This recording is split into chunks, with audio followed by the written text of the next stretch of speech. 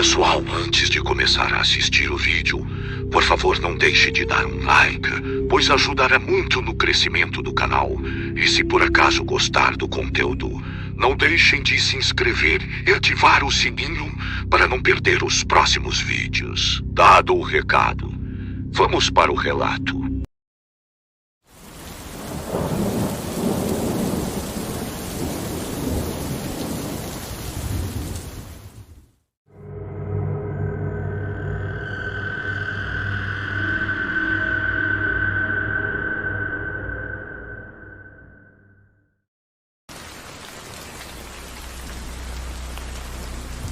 O meu avô contava uma história do meu bisavô que era muito assustadora.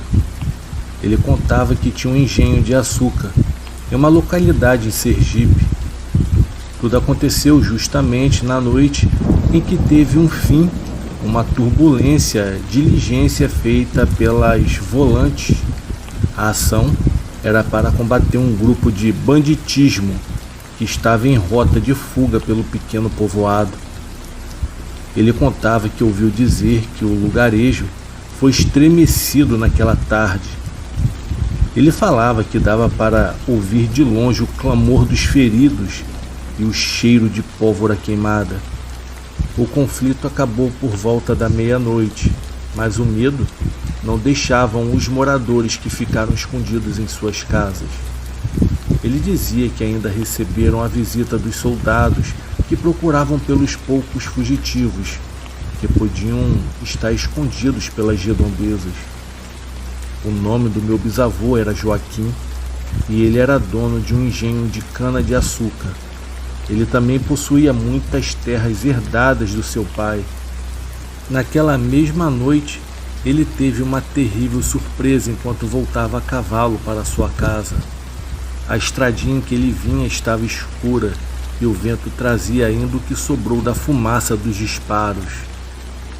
Meu bisavô vinha pela estrada apreensivo, pois sabia o que estava acontecendo. A região estava muito perigosa e a qualquer momento poderia acontecer algo com ele. Não havia ninguém pelas poucas ruas e todos os moradores haviam sido avisados para não saírem de suas casas e assim se manterem trancados. O meu bisavô vinha com medo, mas como era devoto de Nossa Senhora do Carmo, os seus pensamentos estavam em suas orações.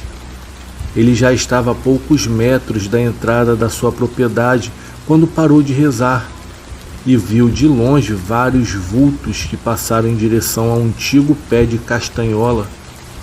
A árvore ficava dentro de suas terras e as sombras já alcançavam os galhos mais altos.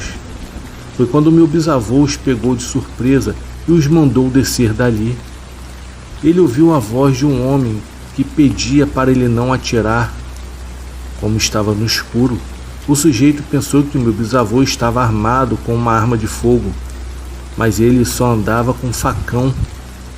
Ele perguntou o que aquele estranho queria nas terras dele. Os vultos vistos se tratavam de apenas um homem. Era um sujeito estranho que aproveitava o tamanho das árvores e suas folhas grandes para se esconder de alguma coisa. Quando o estranho desceu, o meu bisavô o levou na ponta do facão para um pequeno quarto nos fundos de sua casa. Ele disse ao homem que sabia que ele fazia parte do grupo que estava sendo procurado e que tinha visto mais outros com ele, atravessando a rua. O estranho então, que estava acuado no canto da parede, olhou para ele e respondeu que estava sozinho. Falou também que todos os seus companheiros estavam sem vida ou foram levados pela volante. O meu bisavô falou que ele estava mentindo, pois eram 4 vultos diferentes cruzando a estradinha, passando pelo cercado e subindo na árvore. Depois de tudo, o sujeito deu a palavra que estava falando a verdade. O meu bisavô não tinha visto mais ninguém na árvore e que ele realmente parecia estar falando a verdade. O sujeito jurou que não queria fazer nenhum mal a ele, só queria se esconder e seguir o seu caminho. O cabra implorou por Nossa Senhora do Carmo para que o meu bisavô não o entregasse para as volantes. Meu bisavô era muito devoto da santa, e o sujeito percebeu isso quando olhou para a medalhinha que lhe trazia pendurada no peito. Meu bisavô era um homem bom e não seria capaz de fazer mal a ninguém.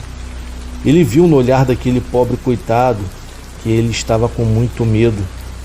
Meu bisavô então o mandou embora, queria-o longe de sua propriedade imediatamente. O homem o agradeceu e, antes de sair, pediu mais um favor, pois ele havia tomado um tiro na perna. Não duraria muito dentro do mato, pois ele precisava tratar daquele ferimento para que não infeccionasse, e também implorou por um prato de comida e água. Prometeu que depois disso iria embora o mais rápido que pudesse caminhar. O meu bisavô pensou por um instante sobre aquilo e resolveu ajudá-lo, até mesmo para se livrar daquele estranho, e assim, caso ele morresse, o meu bisavô ficaria sem culpa no cartório, vamos dizer assim. Aquele sujeito permaneceu ali até que o meu bisavô retornou com um prato de comida e uma vasilha com água. Depois que o homem comeu, o meu bisavô ainda limpou seu ferimento e, em seguida, o mandou ir embora. Mesmo após todos aqueles favores, o estranho homem ainda queria o seu último pedido. O sujeito explicou que as volantes o alcançariam rapidamente no meio do mato por causa dos seus cães farejadores e tentou convencer o meu bisavô a deixá-lo dormir ali. O meu bisavô pensou na proposta e acabou deixando ficar, pois se as volantes não tinham chegado ali até o momento, era capaz de já estarem bem longe. Mas antes de sair, recolheu o prato e as coisas que havia trazido e foi para casa. Meu bisavô não teve medo de ajudá-lo, pois com aquele ferimento ele não poderia lhe fazer mal nenhum, nem a ele e nem a sua esposa. Além disso, o fato de fazer mal a um bandido poderia render muitos problemas no futuro. A conversa daquele sujeito parecia fazer sentido, porém, não deu tempo dele terminar de concluir aquele pensamento, e chegou uma tropa de repente de macacos bem na frente da sua porteira. Meu bisavô ficou assustado com o que estava acontecendo, pois os soldados abriram a porteira e vieram em direção à porta da sua casa, apontando lanternas em todas as direções. A situação ficou bastante complicada para todos naquela hora. "Opa! Tem algum bandido escondido aqui?" gritou um dos soldados antes que o meu bisavô abrisse a porta. Mas sem esperar o que poderia acontecer, ele abriu e escancarou o que estava à frente de todos. "Eu vou perguntar de novo. O senhor tem algum bandido escondido aqui?" O meu bisavô era um homem que não gostava de mentiras. Sua palavra era o seu legado e sempre trabalhou duro para conseguir suas coisas e assim dar um bom exemplo. Porém, devido à situação, ele não teve uma outra opção, a não ser mentir para proteger a vida daquele estranho homem. Era 1h da manhã e todos os soldados estavam visivelmente exaustos e famintos. Aquela resposta pareceu razoável e o cabo que liderava a tropa resolveu acreditar na palavra dele. Depois de um momento tenso encarando os homens armados, todos lhe deram as costas e caminharam na direção da porteira. Os homens já estavam na estradinha quando o cabo percebeu que havia uma pequena construção próxima a um enorme pé de castanhola. Devido à nova descoberta, o cabo resolve ir até o local para fazer uma vistoria. O pequeno quarto poderia ter passado despercebido se não fosse pela sua astúcia. Sem ter o que fazer, o meu bisavô apenas assistiu os soldados se dirigirem para o lugar mais provável para abrigar assim um fugitivo, justamente o quartinho que ficava nos fundos. O cabo abriu a porta do quartinho, apontando o cano daquela pistola antiga para o seu interior. Após alguns minutos de tensão, o soldado gritou chamando meu bisavô para que ele se aproximasse do local. Na hora, o meu bisavô ficou branco, preocupado com as terríveis consequências que sofreria. "O que é isso, homem?" perguntou o cabo. A única coisa que tinha lá dentro eram vários moldes de barro de pão de açúcar ao longo de uma prateleira de madeira. Não havia mais nem sinal do sujeito que estava escondido ali horas antes. O meu bisavô, aliviado com o que estava acontecendo, ofereceu a eles um pouco daquele produto que estava guardado ali. Os soldados ficaram contentes com a generosidade e encheram os sacos com açúcar bruto antes de seguirem com a viagem. O meu bisavô estava tão aliviado quanto espantado. Para onde tinha ido aquele estranho? Como que ele conseguiu sair tão depressa do quartinho antes que os soldados chegassem na porteira? Ele estava tentando entender aquela situação quando foi surpreendido por um barulho que vinha de dentro do quarto. Ao abrir a porta, deparou-se com o mesmo homem que havia sumido. O sujeito estava exatamente no mesmo lugar e com o mesmo ferimento de bala na perna. O meu bisavô ficou tão espantado com aquilo que mal conseguia perguntar como que ele havia feito para ficar invisível diante dos olhos daqueles policiais. O homem acabou desconversando e apenas lhe disse que sabia de alguns segredos. Aquela noite ficava ainda mais estranha e amedrontadora. O meu bisavô então o deixou em paz e foi para sua casa confortar sua esposa. Ele estava bem aliviado por ter escapado da revista da Volante e sabia que no dia seguinte se livraria também daquele estranho que estava em sua propriedade. Quando ele chegou em casa, explicou tudo o que havia acontecido para sua esposa. Ele disse também que estava tudo sob controle. Porém, mais tarde, naquela mesma noite, ele ouviu um rugido terrível vindo do quarto. Assustado, ele correu novamente para ver o que era. Quando ele chegou a alguns metros do quartinho, ele viu um bicho medonho com dentes e unhas enormes. Aquela coisa saiu de lá de dentro, quebrando tudo, e correu para dentro do mato. O meu avô, ao ver aquilo, ficou tão assustado que correu para dentro da sua casa, trancando a porta, tentando entender tudo aquilo que estava acontecendo. O sujeito fugitivo havia se transformado naquela besta fera dentro daquele quartinho. O meu avô chegou ao ponto de ficar pensativo, tentando maquinar o que estava acontecendo. Ele não sabia distinguir se era real ou era imaginação. Mas quando ele olhou novamente pela fresta de uma das janelas que dava de frente para o seu quartinho, ele viu que o mesmo estava totalmente destruído, com a porta jogada no chão. Então ele viu que realmente aquilo ali se tratava de algo real.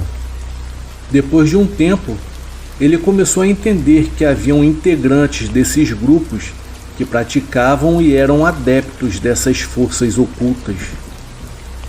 Essa história foi passada de geração em geração pela minha família, e eu nunca a esqueci quando meu avô me contou pela primeira vez, numa época não muito distante da que estamos vivendo hoje.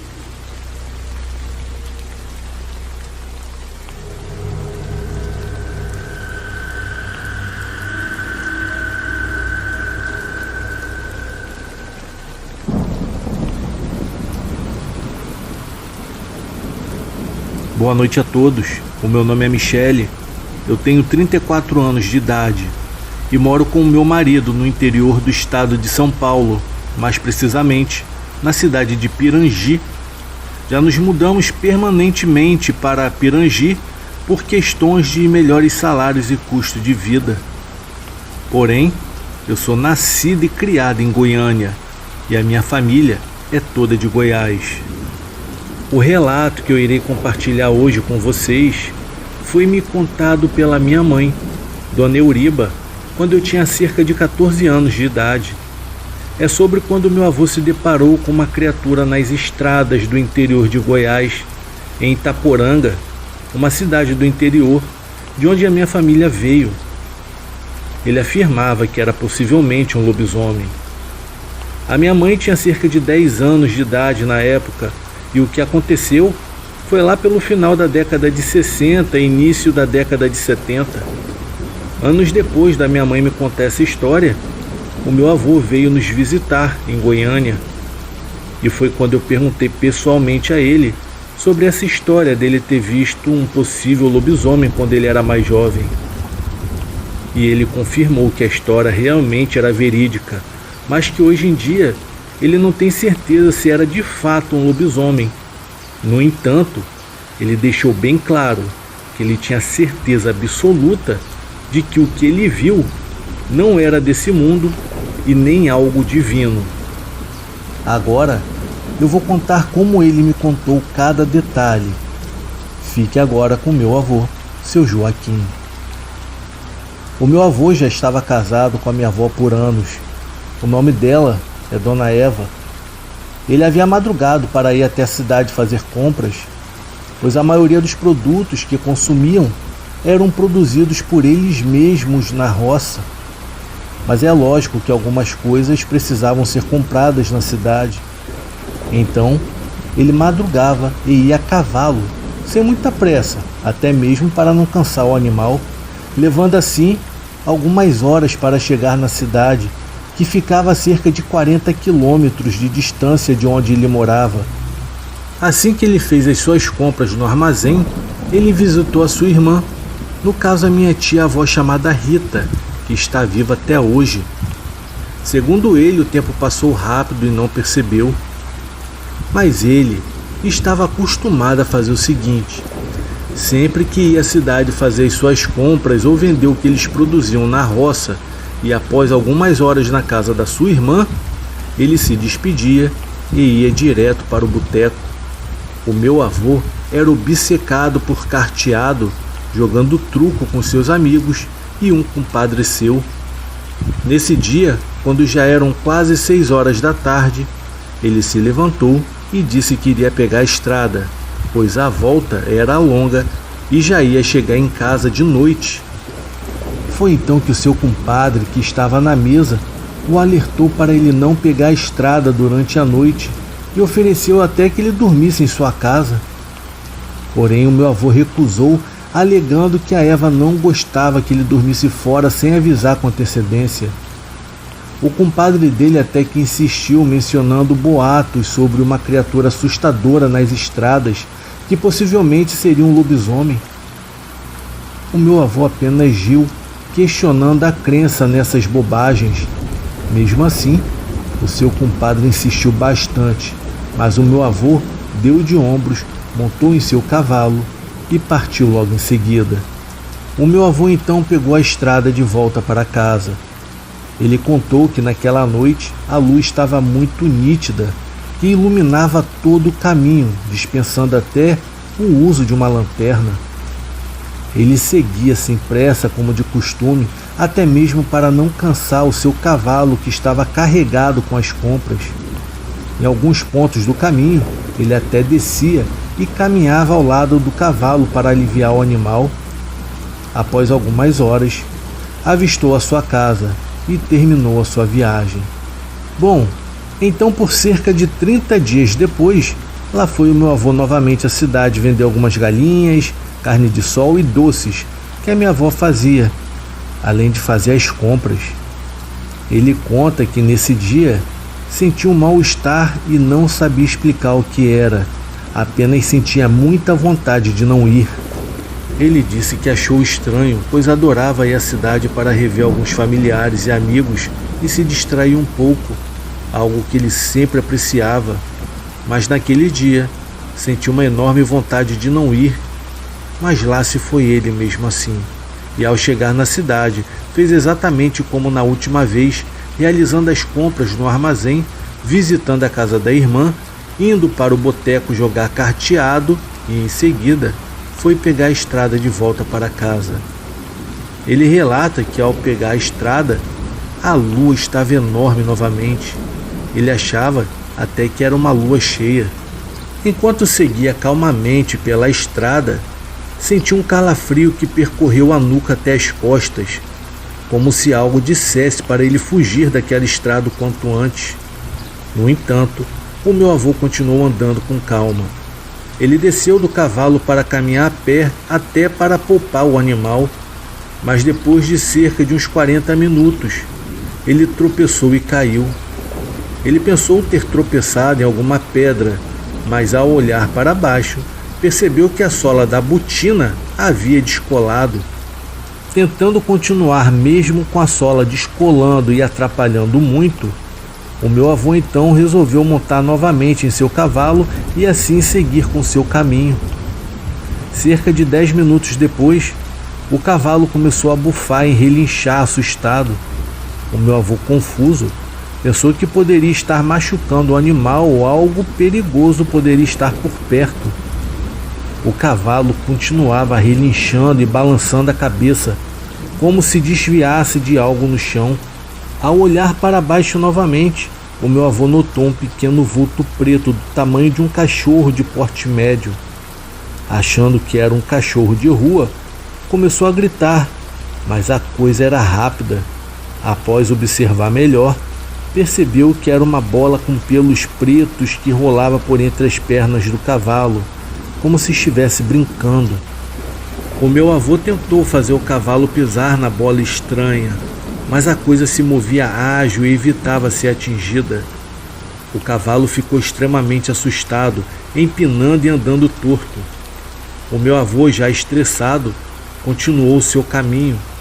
Então, de repente, sentiu uma voz interior que dizia para fugir rapidamente para casa. Olhando ao redor, o meu avô lembrou-se dos boatos sobre um lobisomem na região, sentindo um arrepio ao olhar para a coisa que rolava por debaixo do cavalo. Notou que ela estava aumentando de tamanho.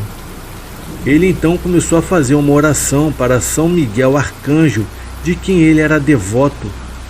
Enquanto o cavalo corria desesperadamente, aquela bola preta, agora muito maior, vinha rolando por detrás deles freneticamente, quase alcançando o cavalo, deixando o meu avô completamente em pânico. O meu avô conta que quando começou a orar fervorosamente, sentiu um calor no próprio corpo. Ao olhar para trás, a bola estava perdendo velocidade, ficando para trás. Segundo o meu avô, assim que ele chegou na fazenda, ele pulou do cavalo, abriu a porteira, o cavalo passou e ele fechou, e viu a bola ainda rolando em sua direção. O meu avô então desesperado gritou: "Pare aí mesmo, Satanás! A minha casa é uma casa de Deus, ela está ungida e protegida e vigiada por São Miguel Arcanjo." Ele disse que a bola parou imediatamente após ele gritar. Ela não estava muito longe dele. Aquela bola agora tinha o tamanho do seu cavalo. O meu avô carregava consigo um punhal que ele sacou e mostrou para aquela coisa. O meu avô continuou orando fervorosamente na portaria e a coisa apenas ficava lá parada olhando para ele.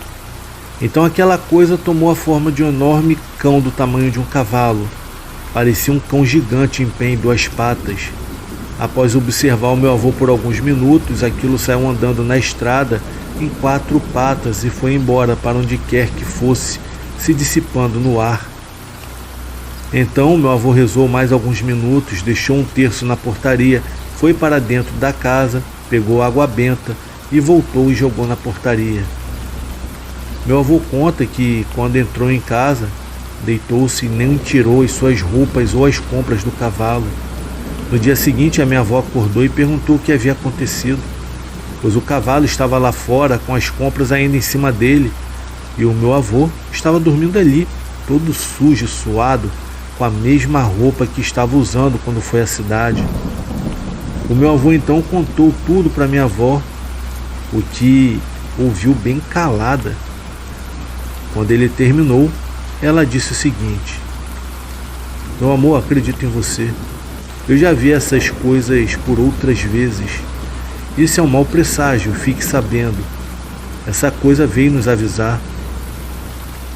O meu avô pensava que era um lobisomem, o mesmo que as pessoas da cidade diziam ter visto naquelas estradas. Ele acreditava que Deus o preparou para estar montado num cavalo quando aquela besta aparecesse, para que ele pudesse fugir.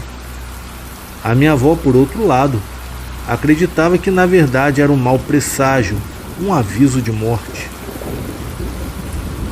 A minha mãe se lembra desse acontecimento, da minha avó dizendo que era um presságio de morte. Coincidentemente, menos de um mês depois, os meus avós perderam os 2 filhos mais novos envenenados por uma mandioca brava. Mandioca brava é uma espécie venenosa, idêntica à mandioca normal, inclusive no sabor. A minha avó, sem saber, fritou e deu aos filhos para comerem.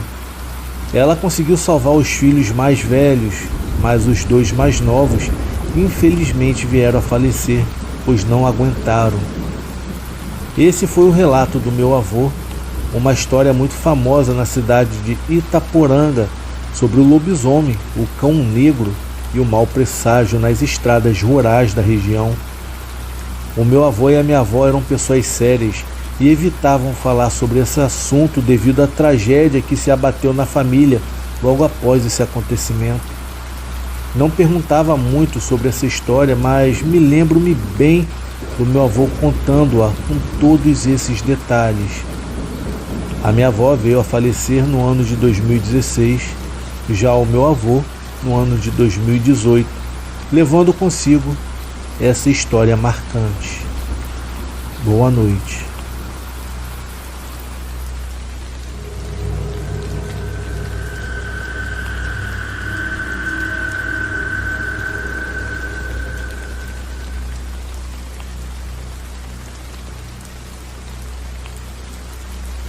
Oi, gente, voltando, contando aqui mais uma história pra vocês, tá?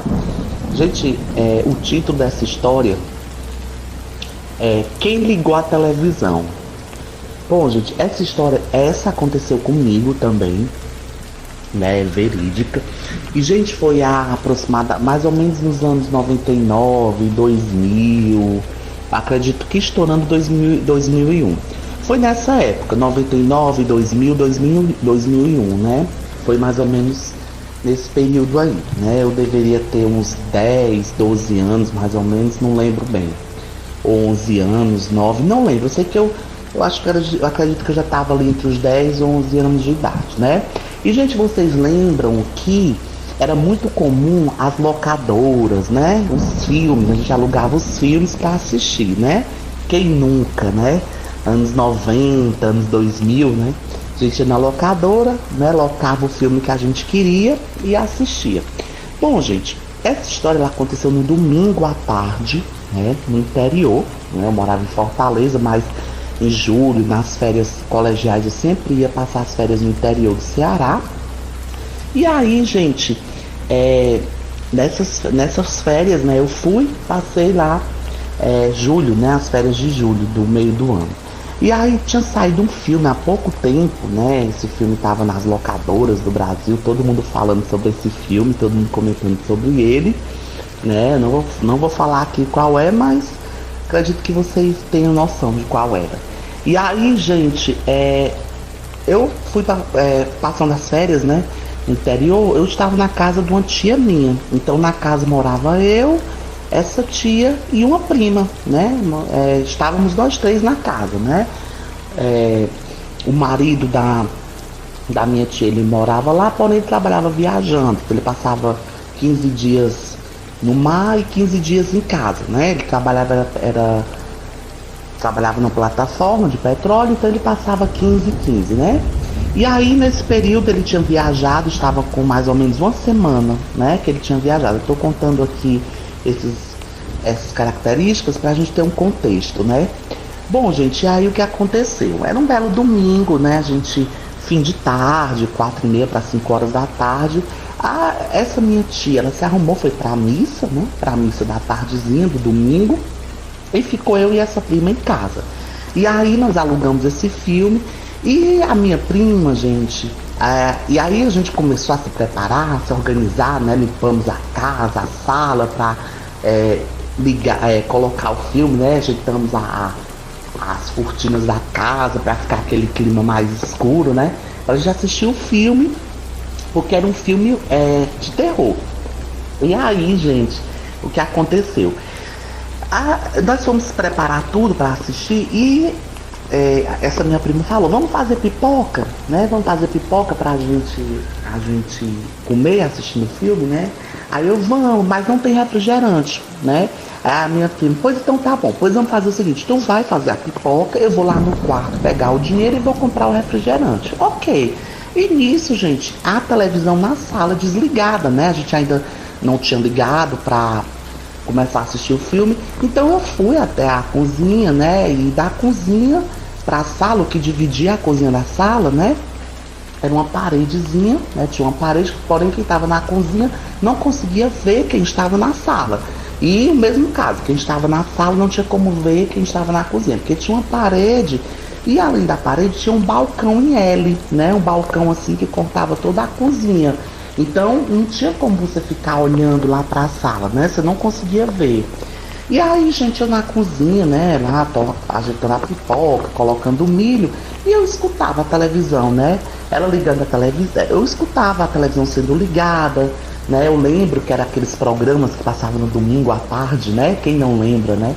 E aí eu lembro que a televisão ficava mudando de canal e ficava um pedacinho no canal tal, depois mudava para outro canal, né? Aí de repente colocava em outro canal e assim, sabe? E a televisão ligada, né? E eu lá fazendo a pipoca, eu pensei, menino, a fulana, né? Minha prima. A fulana disse que ia comprar o refrigerante, não foi. Aí a pipoca vai ficar pronta. E quando a pipoca vai ficar pronta, e quando a gente vai assistir o filme, a pipoca vai esfriar, porque não tem refrigerante, que ela não foi comprar. Só que eu também fiquei na minha, né? Eu disse, eu também não vou mandar ele comprar, não, porque eu também não tenho dinheiro para comprar o refrigerante. Talvez ela foi olhar lá no quarto e viu que não tinha dinheiro e não foi comprar, né? E eu fiquei fazendo a pipoca, né? Ajeitando lá e tudo. E a televisão, gente, mudando de canal, né? Assim, mudava de canal, né? E aí, com um pedacinho, porque para fazer a pipoca, eu acho que eu demorei uns 4 a 5 minutos, né? E a televisão ligada. E aí, de repente, a televisão desligou e ligaram o som, né? Ligaram o som, e aí o som ficou tocando, uma musicazinha, né? Tocando, aí depois desligaram o som, ligaram a televisão de novo. E ligaram a televisão e deixaram, né, mudando de um canal para outro, né? Tudo bem. E aí, gente, eu sei que eu preparei a pipoca, coloquei nas vasilhas e tudo, né? Peguei lá uns copos, porque podia ser que né, a gente fosse comprar um refrigerante. Gente, aí eu cheguei na sala, né? E meu povo, eis que quando eu chego na sala, que eu me sento, né? Aí eu, fulaninha, cadê tu, doida? Tá onde? Tu tava aqui nesse instante, já sumiu, tá no teu quarto? Vem pra cá, mulher. Se tu não tem dinheiro pra comprar o refrigerante, deixa que a gente come a pipoca sem nada, né? Gente, eu não conto pra vocês. E isso a televisão ligada, viu? Quando eu me sentei, né, que eu chamei nada da minha prima, eu só escutei um barulho na porta. Quando eu olhei a minha prima voltando, né, chegando com 2 refrigerantes, comprou 2 refrigerantes, né? Chegou com os 2 refrigerantes. Gente, eu gelei. A minha prima na mesma hora, eu acredito que ela percebeu, né? Ela, o que foi? Eu, não, nada não. Não quis contar, porque como a gente ia assistir o filme, né? E era de terror, ela poderia ficar com medo e não querer assistir. E eu doido pra assistir o filme, fiquei calado, né? Mas aí, gente, ela colocou a fita, nós assistimos, correu tudo bem, né?